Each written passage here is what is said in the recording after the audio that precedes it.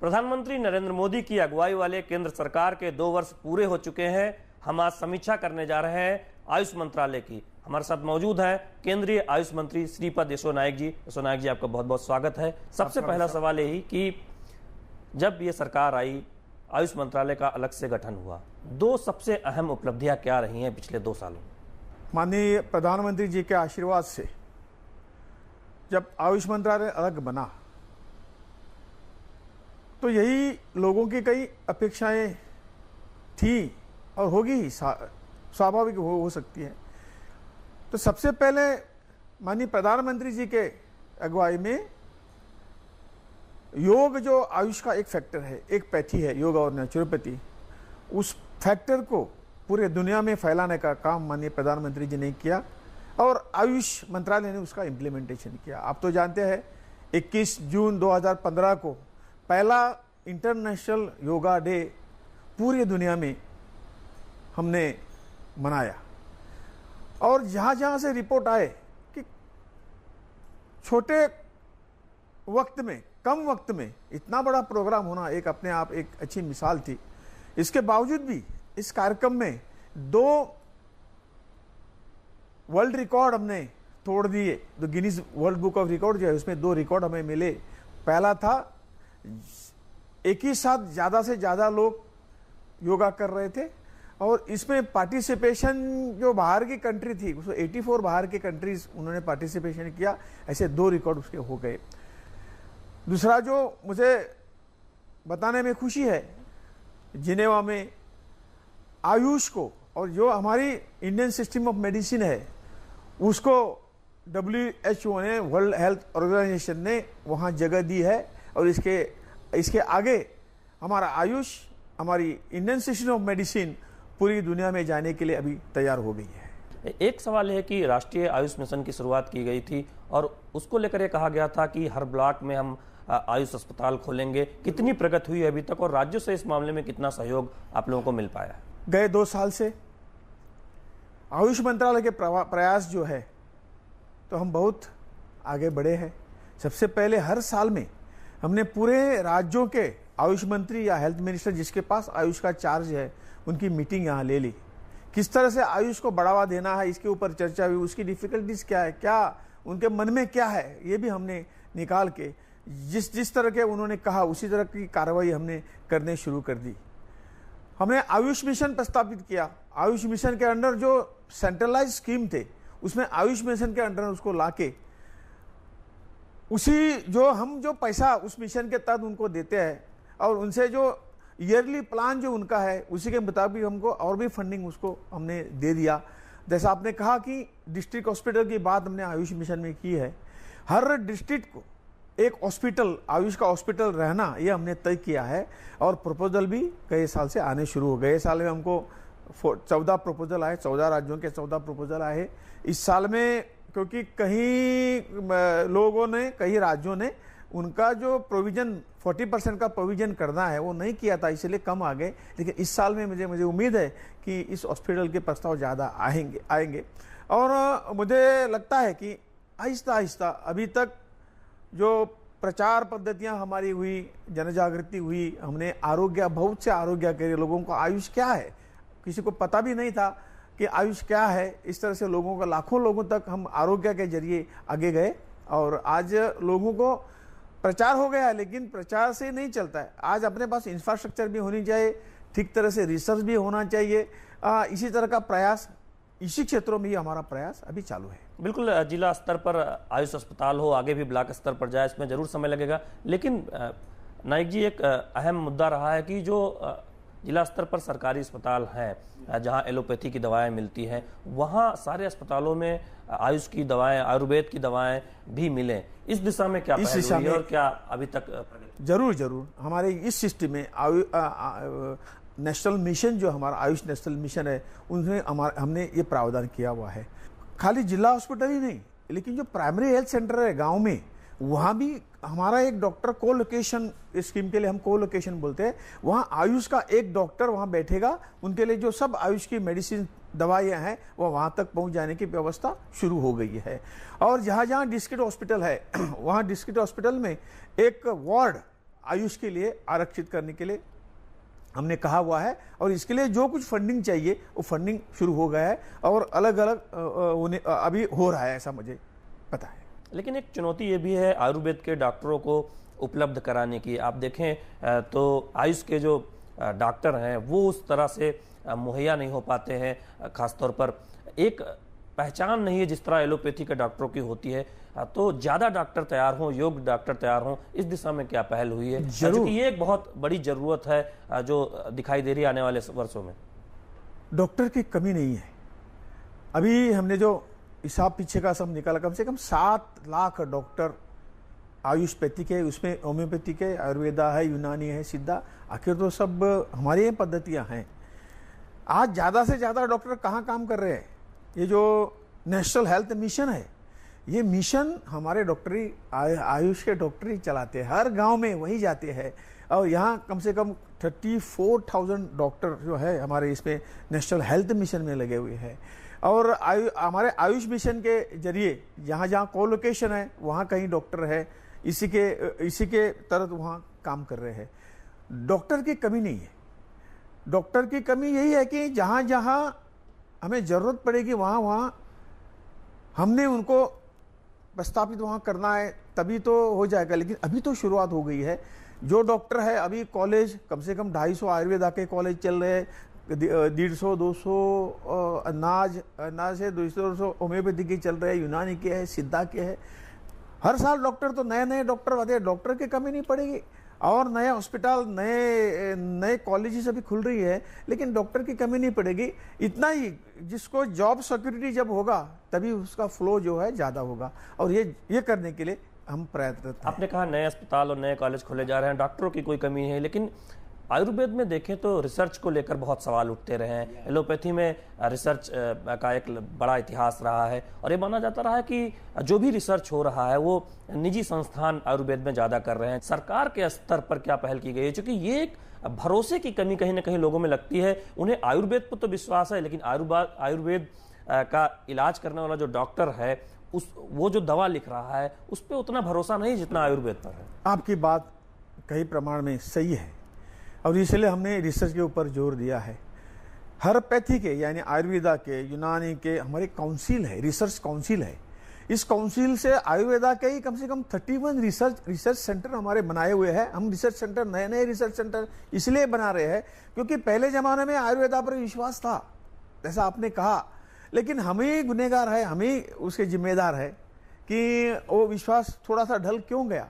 बहुत से उसके कारण है, लेकिन मुझे लगता है कि ये विश्वास फिर एक बार प्रस्तापित करने के लिए रिसर्च की ओर जोर देना है, और आयुष मंत्रालय ने शुरू किया है। यूनानी के अलग काउंसिल है, उनके अलग रिसर्च सेंटर है, सिद्धा के है, होम्योपैथी के है। और आज मैं कह सकता हूँ कि कहीं कहीं रिसर्च आ रहे हैं। अभी मैं आपको बता, 2-3 मेडिसिन हमने खुद, हमारे आयुर्वेदा रिसर्च सेंटर है, उन्होंने डायबिटीज के ऊपर 2-3 औषध निकाले हैं, मेडिसिन निकाले हुए, और ये अभी मार्केट में, अभी कई कंपनी के लिए भी हमने प्रोडक्शन के लिए कॉन्ट्रैक्ट दे दिया है, और वो हम आधा रॉयल्टी आधा हम बांट लेंगे। एक प्रोडक्ट अभी हमें अगले हफ्ते में मेरे ख्याल से हम लोगों के सामने लाएंगे, डायबिटीज़ के ऊपर गोलियां निकाली है। अच्छा, रिसर्च अभी शुरू हुए हैं, कई वक्त लगेगा। कई प्राइवेट लोग भी है, वो तो अपने आप करते हैं, लेकिन हमने हमारे स्कीम के तहत हमने किया है, उनको बुलाया है, आपके पास जो कुछ रिसर्च हो, ट्रेडिशनल हो, कैसा भी हो, लाए। यदि उसमें कुछ दम है, तथ्य है, तो हम रिसर्च कराएंगे, और उसको जो कुछ देना है, रॉयल्टी देना है, क्या देना है, वो बाद में तय करेंगे। लेकिन अभी रिसर्च आगे बढ़ रहा है, और एक साल में आपको उसके नतीजे निश्चित तौर से दिखेंगे। श्रीपद येसो नायक जी, आपसे बातचीत जारी रहेगी, लेकिन वक्त हो चला है एक छोटे से ब्रेक का।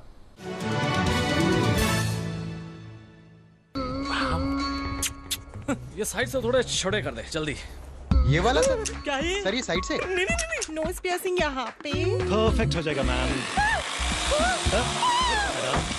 बिल्कुल दर्द नहीं होगा, पता भी नहीं चलेगा आपको। कुछ ऐसा ही करते हैं आप अपने गियरलेस स्कूटर के साथ। गियरलेस स्कूटर में कोई भी 40 ऑयल नहीं, सिर्फ सर्वो स्कूटोमैटिक 4ST ही डालिए। इसके फ्रिक्शन मॉडिफायर्स इंजन की परफॉर्मेंस बढ़ाए और आपकी राइड स्मूदर बनाए। Servo Scootomatic 4ST। ब्रेक के बाद आप सभी का फिर स्वागत है। हम बात कर रहे हैं केंद्रीय मंत्री श्रीपद यसो नाइक जी से। ब्रेक पर जाने से पहले बात हो रही थी कि आयुर्वेद की डायबिटीज की नई दवा आई है। एक जो चिंता देखने को मिलती है कि आयुर्वेद की दवाओं को लेकर कोई मानकीकरण नहीं है, या ये कह सकें कि बहुत सारी ऐसी कंपनियां हैं जो दवा बनाती हैं, बहुत सारी अच्छी कंपनियां भी हैं तो बहुत ऐसी छोटी कंपनियां भी हैं जिनकी दवाओं पर उतना भरोसा लोगों को नहीं है। तो इस बारे में क्या कोई कदम उठाया गया? क्योंकि देखें, आयुर्वेद का बाजार न केवल भारत में बल्कि वैश्विक स्तर पर बहुत बढ़ रहा है, लोग आयुर्वेद की तरफ मुड़ भी रहे हैं। लेकिन ये एक बड़ी चुनौती है कि कैसे ये पता चले कि जो दवा लोग खरीदने जा रहे हैं वो बिल्कुल सही है और एक मानक पर खरी है। आपका सवाल ठीक है। कई लोग कुछ निजी स्वार्थ के लिए ऐसे कोई घटिया काम करते हैं, हमारे भी ध्यान में आ गया है। लेकिन मंत्रालय ने ठीक तरह से इसका मानकीकरण ठीक हो, उसका प्रोडक्शन में कोई त्रुटि ना हो, इसलिए बहुत सारे लेबोरेटरी के लिए राज्य में मदद करिए। हेल्थ ये राज्य का विषय है, इसके बारे में जो कुछ सपोर्ट करना है हम आयुष मंत्रालय हर रोज हमेशा करते आ रहा है। और इसी भी सख्त इसके लिए हमने सेंटर में भी ड्रग कंट्रोल का ये भी अलग मांगा हुआ है, आयुष का अलग, हेल्थ का अलग ऐसा मांगा हुआ है। इसका कारण ही ये है, और हमारे लिए कम से कम 12 नया स्टाफ प्राइम मिनिस्टर ने उसको सैंक्शन दी हुई है। और हर ये जो राज्य सरकार वो है ही है, लेकिन हमारी ओर से भी विजिलेंस के लिए इस तरह के स्टाफ की नियुक्ति अभी होने लगी है। उनको फाइनेंशियल एड्स हम लेबोरेटरी को दे रहे हैं कि सख्त से सख्त आप हर सैंपल चेक करके, और कुछ है अपील के लिए और कुछ हमारी जरूरत हो आप सेंटर में भेज दो, केंद्र में भेज दो, हम इसके बारे में निश्चित तौर से आपको मदद करेंगे। इस तरह का अभी हमारा प्रयास जो है इसी डायरेक्शन में चल रहा है। आप तो जानते हैं 2 साल में सब कुछ हो सकता है, ऐसा नहीं। हमारा एक कंट्री इतना बड़ा है, इतना पॉपुलेशन है, तो एक ही साल में या 2 साल में हम सब कुछ करेंगे ऐसा हमारा दावा नहीं है। लेकिन काम तो निश्चित तौर से शुरू हुआ है, और आपको एक अगले कई सालों में अब निश्चित तौर से ये कंप्लेन किसी के आने नहीं देंगे। चलिए, एक और सवाल है। एम्स के तर्ज पर जो है एक संस्थान की बात हो रही थी आयुष में, उस पर कितनी प्रगति हुई है जो दिल्ली में बनने वाला है? और क्या इस तरह का जो संस्थान है उसे बाकी राज्यों में भी अलग जगह पर भी बनाने की कोई? जरूर। आज जब लोग अभी हम कभी कहते हैं ना, शक्कर जो है ये तो स्वीट रहता है, लेकिन कब जिप पर डालने के बाद ही तो मालूम पड़ता है। खुद का अनुभव उसमें लेना चाहिए। आयुष अच्छा ये है वो है हम करेंगे, लेकिन इंफ्रास्ट्रक्चर या इस तरह की व्यवस्था हमारे पास नहीं होगी तो कौन मानेंगे? तो इसलिए हम पहला आयुष के धरती पर एम्स जो है ना, वो हम पहली बार दिल्ली में शुरू कर रहे हैं। मुझे बताने में खुशी है कि अगले 2-3 महीने में हम इसका इनाग्रेशन भी कर लेंगे, क्योंकि हमारा काम सब पूरा हुआ है। हमने वहाँ ओपीडी शुरू कर दी है, लेकिन थोड़ी सी वो जो फायर डिपार्टमेंट होता है राज्य सरकार का, उसी के कारण हमें एनओसी मिली नहीं थी। लेकिन मेरे ख्याल से एक 8-10 दिन में मिलेगी। इसके बाद में पूरा इसके लिए वो ये तोड़ दो, वो तोड़ दो, दरवाजा कम है, विंडो कम है, ऐसा कुछ कंप्लेन वो कर रहे थे। तो लेकिन हमने वो सब कुछ अभी किया है। तो मुझे लगता है कि 2-3 दिन में हम पहला एम्स हमारे दिल्ली में करेंगे। और जैसा आपने कहा कि इसी तरह की व्यवस्था जैसे गाँव में प्राइमरी हेल्थ सेंटर में ये सब व्यवस्था होनी चाहिए, वैसे राज्य के सेंटर में भी, कैपिटल में एम्स जैसी व्यवस्था होनी चाहिए। इस मत के हम है, और हमारे प्रयास भी शुरू है। हमने प्राइम मिनिस्टर को लिखा हुआ है कि हमें अब एक ही साल में 25 राज्यों को एम्स का बजट दे दो, ऐसा नहीं कहा। एक साल में कम से कम 2-3 4-5 कम से कम हमें फंडिंग दे दिया तो एक साल में 4-5 एम्स राज्यों में बनेंगे, और लोगों की इस बारे में व्यवस्था और विश्वास भी दृढ़ होगा। हम संस्थान से आते हैं योग पर। आपने जब उपलब्धियों की चर्चा की तो कहा कि अंतर्राष्ट्रीय योग दिवस जो पहला यूएन ने जो मान्यता दी थी वो एक बड़ी उपलब्धि रही है आपके मंत्रालय की, प्रधानमंत्री नरेंद्र मोदी जी की अगुवाई में। हम जानते हैं कि जो अंतर्राष्ट्रीय योग दिवस पिछले साल 21 जून को मनाया गया, तकरीबन 1 वर्ष होने वाला है। तो इस 1 वर्ष में आप कितना बदलाव देखते हैं लोगों के नजरिए में वैश्विक स्तर पर, खासकर तब जब यूएन ने मान्यता दी अंतर्राष्ट्रीय योग दिवस मनाने को लेकर? इसके बाद में हम साल का रिव्यू हम ले रहे हैं। आप तो अपने दैनंदिन इसमें देखते हैं कि पहले हम जब भी सुबह कुछ 5 बजे या 6 बजे जाते थे एयरपोर्ट पे, तो उसी रास्ते पर हमसे 50 जगह तो लोग योग करते दिखाई दे रहे हैं। मैं लोधी गार्डन के सामने रहता हूँ। जो लोधी गार्डन में जब सुबह जाता हूँ तो हम दिखते कि एक ही जगह ऐसी खाली नहीं होती जहाँ योग नहीं करते। इस तरह की जागृति लोगों में आ गई है। और इतना ही नहीं कि कि इसके असर कहीं एक दो चार सालों के बाद आपको दिखाने पड़ेंगे। मैं इसका दावा भी कर सकता हूं कि हमारा हेल्थ का बजट भी, यदि इसी तरह से योग अपनाएंगे लोग, तो हमारा इसका हेल्थ का बजट भी कम होते जाएगा, ऐसा मुझे पूरा विश्वास है। अंतर्राष्ट्रीय स्तर पर भी मैं जब कभी हम बाहर जाते हैं तो इस साल में इतने लोक संख्या का कार्यक्रम हो गया, इस साल हम डबल संख्या से कार्यक्रम करके, ऐसा एक इंथुसियाज्म लोगों में भरा हुआ है और उसके बेनिफिट लोगों को मिल रहे हैं। मैं एक साल पहले योग करने से पहले मैं कैसा था और आज मैं क्या फील कर रहा हूँ, ये व्यक्तिगत अनुभव भी हमारे सामने आ रहे हैं। और एक ही यह है कि योग एक ही ऐसी प्रिवेंटिव है को रोग को दूर रख सकती है, यही मेरा विश्वास है। सर, पिछले साल 21 जून को जब अंतर्राष्ट्रीय योग दिवस मनाया गया, अब इस साल मनाया जाना है। पिछली बार भी सूर्य नमस्कार को लेकर विवाद हुआ था, इस बार ओम के उच्चारण को लेकर विवाद सामने आ रहा है, क्या कहना? कैसे कहे कुछ पता नहीं। ये तो इस साल में जो प्रोटोकॉल है उसमें कोई बदलाव नहीं किया है। बदलाव खाली 2-3 आसन हमने उसमें ज़्यादा डाले हैं और जो 30 मिनट का कार्यक्रम था वो हमने 45 मिनट्स का किया हुआ है। और ये जो कुछ प्रोटोकॉल वैसा ही था उसी के वैसे ही रखा हुआ है। और ये जो प्रोटोकॉल बनाया है, ये जो कार्यक्रम, एक कमेटी हमने गठित कर दी। नरेंद्र भाई मोदी जी ने, माननीय प्रधानमंत्री जी ने या आयुष मंत्रालय ने, हमने वो कार्यक्रम तय नहीं किया, वो उसी कमेटी जो है वही कमेटी कर रही है। गए साल में भी यही विवाद तो था, सूर्य नमस्कार उस पर नहीं ही था, लेकिन उसके बाद हमने बवाल खड़ा कर दिया, हमने उसका खंडन कर दिया, बाबा सूर्य नमस्कार यहाँ नहीं है। और हो तो भी क्या है, सूर्य से हम रोशनी लेते हैं तो उसको नमस्कार करने में क्या है, तो भी हमने निकाल दिया। और ओम का जो विषय आ रहा है वो जैसे गए साल में था वैसे के वैसे इस साल में है। और ओम ये क्या किसी धर्म की, किसी जात की, किसी बपौती नहीं है वो, ये तो इसको हम बोलते हैं उसको प्रीमोडियल साउंड है। तो जब ब्रह्मांड तैयार हो गया तभी से ये साउंड है, सबके हित का है, जो करेगा। यानी योग का, ये तो योग में से ये ओम निकाल दिया तो वो खाली एक्सरसाइज रहेगा, योग नहीं रहेगा। इसलिए ये किसी धर्म का नहीं है। तो भी हमने लास्ट साल में अपील किया था कि बाबा आपको ओम चांट करने में, या शुरू में है वो शुरू में जो कुछ मंत्र है वो मंत्र का भी असर अलग है ना, ये दोनों मिला के योग बनता है। तो इसलिए किसी को उसके बारे में कोई ये होगा, लेने में कोई अड़चन होगी, तो हमने कंपल्सरी नहीं किया है। आप मत ले लो, अनिवार्य नहीं है, अनिवार्य नहीं, आप मत ले लो।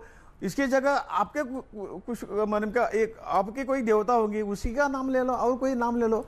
हमें किसी के ऊपर आसक्ति नहीं की है। और इसलिए इसके ऊपर इस तरह का ऑब्जेक्शन लेना मेरे ख्याल से ये ठीक नहीं है। ये तो खाली पॉलिटिकल विरोध है, ऐसा मुझे लगता है। इसी से जुड़ा एक सवाल है कि जो विरोधी दल हैं उनका ये आरोप है कि केंद्र सरकार योग के बहाने हिंदुत्ववादी जो एजेंडा है, जो हिंदुत्व का एजेंडा है, वो थोप रही है। ये सवाल ही नहीं है ना। अभी 199 कंट्री में से 191 कंट्री ने योग किया। उसमें मुस्लिम कितनी कंट्री पता है आपको? 77 मुस्लिम कंट्री थी उसमें। इस साल में भी वही कंट्री फिर योग करेंगे। ये कोई मुसलमान अलग है, ये कोई यहाँ के कोई अलग है, ऐसा कुछ नहीं ना। और धर्म का कहाँ नाता है? इसे धर्म से क्या लेना देना है? आपके वैयक्तिक जीवन का जो कोई स्तर आपको बढ़ाना चाहिए, आप निरोगी बनना चाहिए, इसी के लिए योग है। योग सबको जोड़ता है, लेकिन ये जो कोई ऑब्जेक्शन लेता है ये सबको तोड़ते हैं, ऐसा मुझे लगता है। इसीलिए जोड़ो, नेचर से जोड़ो, अपने परमात्मा के लिए जोड़ दो, लेकिन तोड़ो मत। ये विरोध है, पॉलिटिकल विरोध करना है, और आगे बहुत फील्ड है, वहां करेंगे ना। इलेक्शन है वहां लड़ेंगे, वहां विरोध करेंगे, लेकिन योग में राजनीति लाना सही नहीं है। इसी से जुड़ा सवाल कि जो इस बार अंतर्राष्ट्रीय योग दिवस होने वाला है, पिछले योग दिवस से क्या अलग होगा, क्या कुछ नया प्लान कर रहे हैं? हाँ, नया हमने कार्यक्रम 15 मिनट के लिए बढ़ाया। ये ऐसा कि गए साल में हमें वक्त थोड़ा कम मिला था, इसीलिए सभी जो योगा स्कूल है, सभी जो योगा के जुड़े हुए जो संगठन है, सबको हमने जोड़ा है। और सभी लोग उत्साह से इस बार योग का जो दिन है वो अच्छी तरह से मनाएंगे। और इस बार हमने जगह भी चेंज किया है, क्योंकि हर राज्यों में, हर एक साल हर अलग राज्य में हम करेंगे, ऐसा हमने सोचा है। और इस बार हमने चंडीगढ़, मेन प्रोग्राम वो चंडीगढ़ में होगा। दिल्ली में बाकी कॉन्फ्रेंस होंगे और कुछ होंगे, योग की ओलंपियाड हो जाएगी, ये सब कार्यक्रम दिल्ली में होंगे। अगले साल में हम कहीं दूसरे राज्य में, हरियाणा करेंगे, राजस्थान करेंगे, पंजाब करेंगे, जैसा कौन ले सकता है। क्योंकि हमको योग तो सबको जोड़ता है, लेकिन हमको योग के जरिए राज्यों को भी, देश को भी जोड़ने का काम इसमें से करें। केंद्रीय आयुष मंत्री श्रीपद येसो नाइक से हमारी बातचीत जारी रहेगी। वक्त हो चला है एक और छोटे से ब्रेक का। सुनो सुनो किसान भाइयों, सुनो सुनो, ओ सुनो सुनो किसान भाइयों, सुनो सुनो, सुनो सुनो किसान भाइयों, ध्यान लगाकर बात सुनो। नीम कोटेड यूरिया आया, खेती में नई क्रांति लाया। इससे यूरिया की क्षमता और बढ़े, नाइट्रोजन जमीन को बेहतर मिले, नीम के गुणों से कीटाणु मरे, पानी को दूषित ना करे। तो भाइयों, नीम कोटेड यूरिया से हो मेहनत सफल, बेहतर हो खेत, पानी और फसल। कृषि और किसान कल्याण मंत्रालय द्वारा किसान हित में जारी। ब्रेक के बाद आप सभी का फिर स्वागत है। हम बात कर रहे हैं केंद्रीय आयुष मंत्री श्रीपद येसो नाइक से। ब्रेक पर जाने से पहले बात हो रही थी योग को लेकर। इसी से जुड़ा यह सवाल है कि योग टूरिज्म को बढ़ावा देने के लिए आपके मंत्रालय ने क्या कदम उठाया, क्योंकि ये एक ऐसा क्षेत्र है जिसके बारे में बहुत संभावना बताई जा रही है कि आने वाले समय में बहुत इससे फायदा हो सकता है टूरिज्म। हिंदुस्तान, ऐसे तो वर्ल्ड से कई टूरिस्ट लोग हिंदुस्तान में आते हैं।